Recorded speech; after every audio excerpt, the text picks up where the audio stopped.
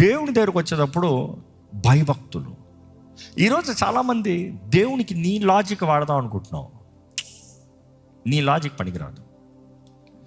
దేవుని నువ్వేదో కాపాడదాం అనుకుంటున్నావు, నువ్వు కాపాడేది అవ్వదు. ఆయన సైన్యుడికి అతిపెద్ద యెహోవా, కెరూబుల మధ్యలో ఆయన అక్కడ ఉన్నాడంట. ఈయన చేయి చాపాడంట పట్టుకోదామని మందసాన్ని.